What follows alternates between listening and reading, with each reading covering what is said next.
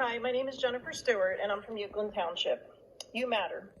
Those signs have popped up all over Downingtown as a result of a string of suicides over the past few years. But what kind of message are we really sending? When my son last year felt isolated during virtual school, his grades and his motivation plummeted. Then we had the chance to send him in person and thought that was the answer. However, here is what he encountered when he started his freshman year of high school in person. He found himself walking one-way staircases, being scolded if he was going the wrong direction. Keep in mind he's a freshman. He did not know the building. He never had a back-to-school camp, anything.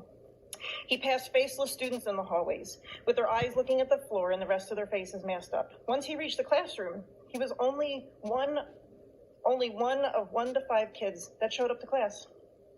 No one talked above a whisper before class started. There wasn't the usual gossip and chatting. They learned mostly off of websites in the classroom and online platforms that you approved. They learned, he basically continued virtual learning in person while a teacher was present in the room. Our taxes are paying for hundreds and thousands of dollars of online software so the teacher can assist if a student needs help from behind his laptop in the classroom. And don't even get me started on the cafeteria where he sat alone for months while his friends stayed virtual and he didn't make a single friend in lunch because of the social distancing and the plexiglass. The lunch buddies group, the hype group someone mentioned, I guess they took a hiatus. When he tried to go to the library, which was my recommendation during lunch, he was told he couldn't enter because it was being used for social distancing, even though he had approval from administration. So where in the You Matter signs did my son matter? As the year went on and the suicide after suicide hit our school, I wondered if those parents had warning signs. I worried if I might miss something. I know my son matters, but did the school know?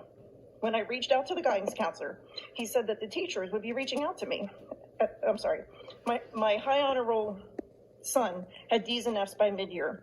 When I reached out to the guidance counselor, he said that teachers would be reaching out to me as the parent very shortly. Apparently that was policy. I waited and waited. Nothing. Finally, I emailed the teachers myself. I heard nothing. So again, I emailed the guidance counselor and begged that guidance or one of the teachers, please reach out to my son. Please don't tell him that I asked. No one wants their mommy calling for them. But please go see if he's okay.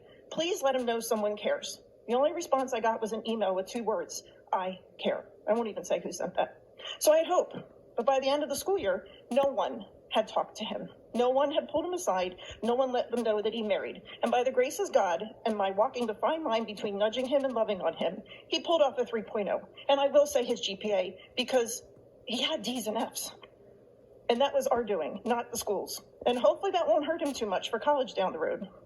And then school let out. And miraculously, as someone just mentioned, it was safe. All the masks came off. And by the way, his beautiful smile is back. And I want to keep seeing it. So it makes me angry when I hear that there's a chance that this year the kids might be in masks again. We cannot do this isolation to our kids all over again. This year they need to have a normal high school experience.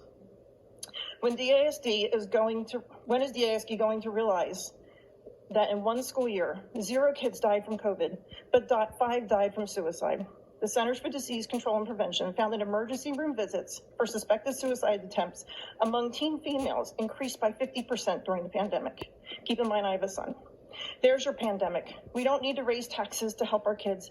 We need to follow the white lawn signs that are all around town. DASD, let our kids know that they matter. Let them know each day they walk in the building by letting them see your smile, letting counselors be accessible in person and not by Zoom. They need human interaction. I know there are many caring teachers, and maybe they were just overwhelmed last year too. But seriously, before you go masking up our kids this fall, please take a look at the science and the data. You need to know that my son does not have a history of mental illness or depression. But right now, as a white male in DASD, statistics say, with his healthy immune system, my son has a greater chance of dying by suicide than COVID. That is our reality in DASD. Those are our shocking statistics. That's the science. Do what's right. Keep our kids on masks this fall. Let them breathe, have fun, and live to enjoy another year of being kids. I'm begging you, just like I did last year, really let them know they matter by doing what's right for them. Submit a health and safety plan this coming school year that puts our kids first, and that will tell them, and my son, that they matter. Thank you.